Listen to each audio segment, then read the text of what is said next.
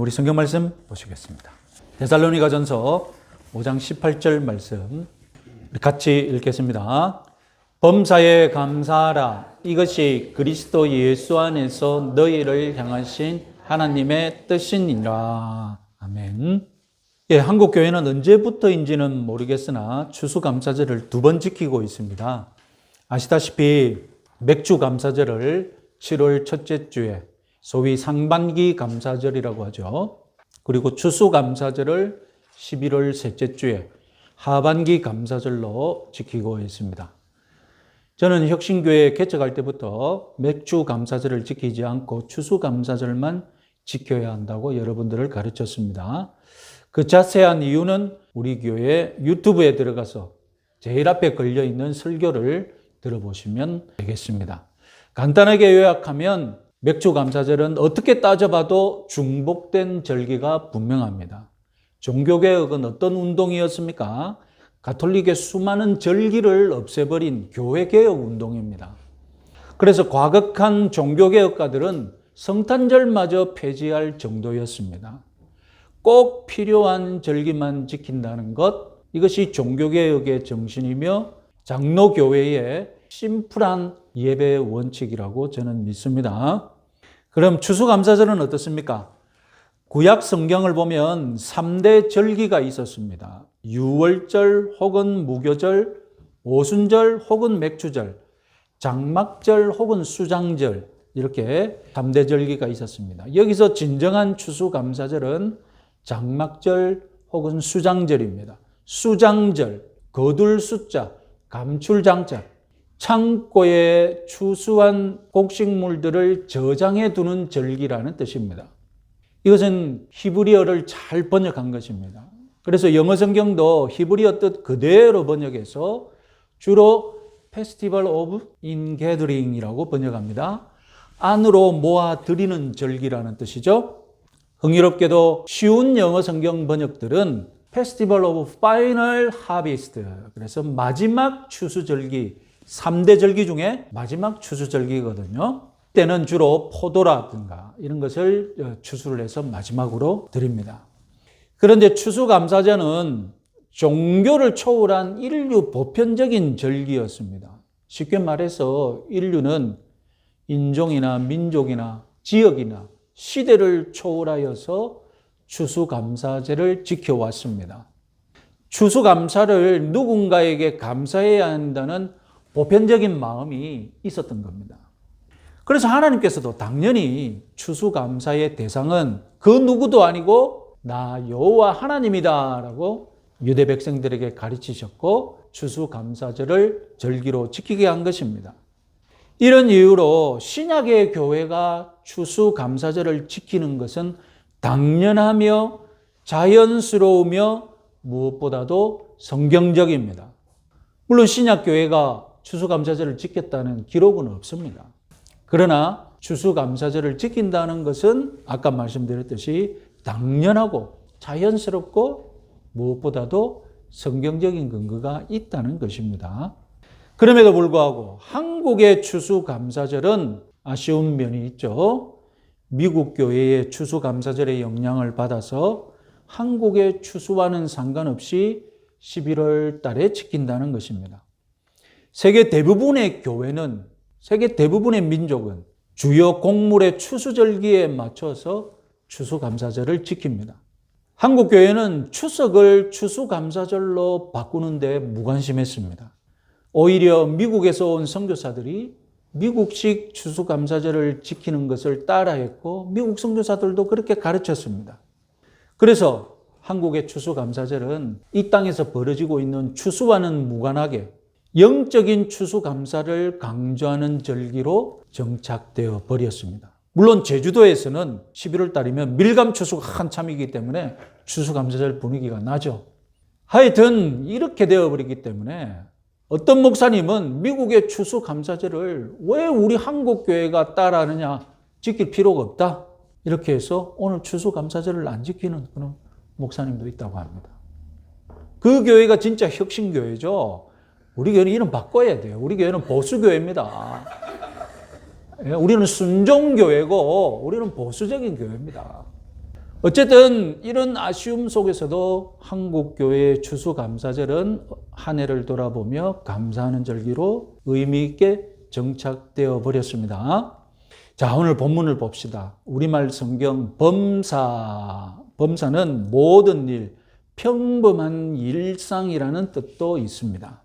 반면에 우리가 자주 쓰는 만사라는 뜻은 많은 일들을 뜻하죠. 그래서 범사가 만사보다 더 넓은 의미가 되겠습니다.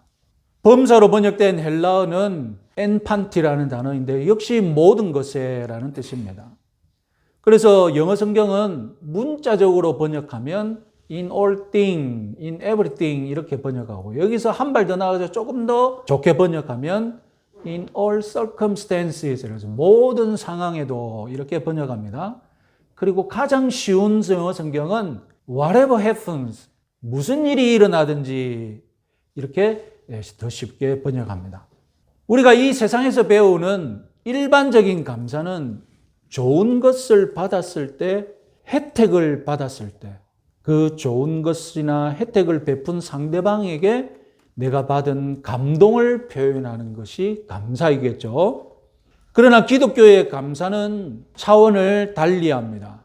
모든 것, 모든 상황, 무슨 일이 일어나도 이 표현 안에는 마땅히 감사해야 할 일만 아니라 안 좋은 일, 흉한 일, 사고나 탈을 뜻하는 사달까지 다 포함되어 있기 때문입니다. 그래서 우리는 감사의 수준에 대해서 논할 수 있겠습니다. 두 가지 감사가 있겠습니다. 감사의 기본이 있습니다. 그것은 마땅히 감사할 것에 감사하는 것이겠죠. 감사의 기본이니까 기본도 안 되어 있는 사람은 어떤 사람이겠습니까? 다름 아니라 감사의 기본도 없는 사람이겠죠. 그래서 마땅히 감사할 것을 감사하지 않는 사람, 감사가 없는 사람이 기본도 안 된 사람입니다. 그래서 일반적인 의미에서 감사는 겸손과 한 쌍입니다. 겸손이라는 덕목이 행동으로 드러나면 무엇으로 가장 많이 드러나겠습니까? 내 마음에 겸손이라는 덕목이 있습니다. 보이지 않잖아요. 근데 이 겸손이 보이게 드러나면 무엇으로 가장 많이 드러나겠습니까? 감사하는 행동과 감사하는 말로 가장 많이 드러난다는 겁니다. 또 많이 들어 있습니다. 그러면 어떤 행동으로 많이 드러나겠습니까? 자기 덕이라고. 이건 내 때문이라고. 자기 중심으로 살아가는 삶이 되겠죠.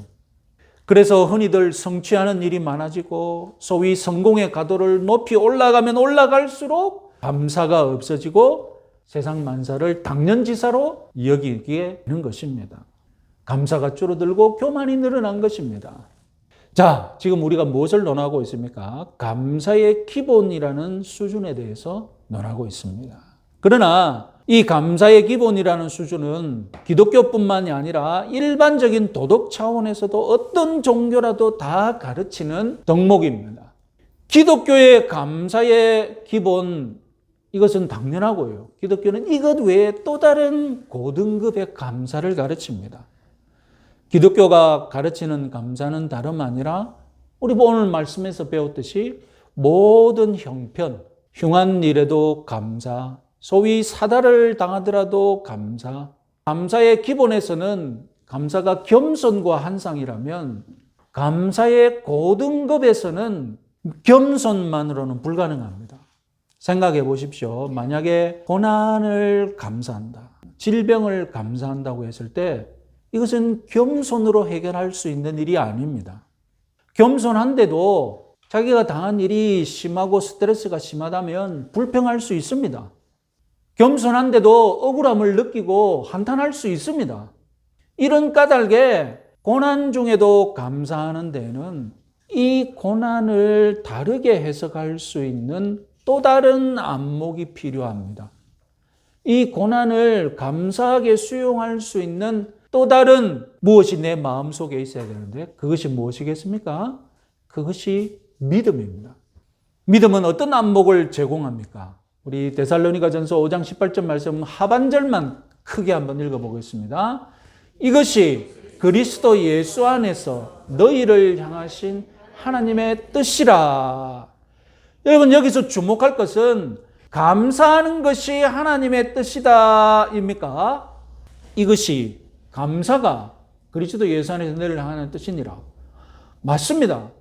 그러나 하나님의 뜻이 이것뿐입니까? 감사 앞에 무엇이 붙었습니까? 범사가 붙었지 않습니까? 그럼 하나님의 뜻은 무엇입니까? 하나님의 뜻은 감사하는 것이 뿐만 아니라 범사에 감사하는 것이 하나님의 뜻입니다. 그럼 여러분 다시 한번 믿음의 눈으로 생각해 봅시다. 범사를 허락하신 분은 누구십니까? 하나님이시죠.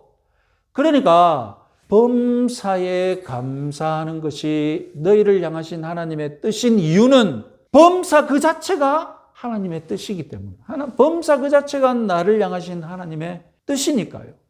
분명히 범사 모든 상황 무슨 일이 일어나든이라고 했지 않습니까? 고난이나 재난이나 실패나 질병 하여튼 이 모든 사달이 하나님의 섭리하에 하나님의 뜻대로 나에게 주어진 상황인데 이 영적인 상황을 감사로 받아들이려면 절대적으로 무엇이 필요하다고요? 믿음이 필요하죠. 믿음의 눈을 가져야만 이 모든 상황 속에 하나님이 계시다는 것을 볼 수 있으니까요. 믿음이 없으면 이 모든 상황이 하나님의 손안에 있다는 걸 볼 수 없으면 감사할 수 없고 받아들일 수 없죠. 믿음이 있어야 이 모든 고통이 결국 선한 열매를 맺을 것을 내다볼 수 있다는 것입니다. 내 인생의 모든 것이 하나님 손안에 쥐어져 있음을 믿고 나와 내 주변 모든 것을 바라보는 안목을 주는 것이 바로 믿음인 줄 믿으시기 바랍니다. 고린도후서 4장 17절 말씀 같이 한번 읽어보겠습니다. 우리가 잠시 받는 환난에 경한 것이 지극히 크고 영원한 영광에 중한 것을 우리에게 이루게 함이니. 가톨릭 버전으로 같이 한번 읽어보겠습니다. 우리는 지금 잠시 동안 가벼운 고난을 겪고 있지만 그것은 한량없이 크고 영원한 영광을 우리에게 가져다 줄 것입니다. 성도들이 당하고 있는 이 땅의 고난의 특징, 하나님이 우리 성도들에게 허락하시는 고난의 특징은 무엇입니까? 잠시 동안 가벼운 것입니다. 그리고 하나님의 섭리하에 이 고통이 우리에게 가져다 줄 영광의 특징은 무엇입니까? 한량없고 크고 영원합니다. 물론 당하는 당사자에게는 거꾸로 느껴지죠. 이 고난이 영원한 것 같고 압도적으로 무겁게 느껴집니다. 때로는 심장이 턱턱 막히는 것 같고 절대 가벼운 그런 것이 아니죠. 그러나 여러분 여기서 믿음이 점점점 그 마음을 장악하게 되면 믿음이 점점점 커지면 어떻게 되겠습니까? 그 믿음이 그 사람에게 새로운 안목을 주고 새로운 힘을 주고 새로운 능력을 주죠. 그래서 믿음이 없으면 엄청난 고통이었고 숨막히는 찐누르는 그런 스트레스였는데 믿음이 어떻게 바꿔줍니까?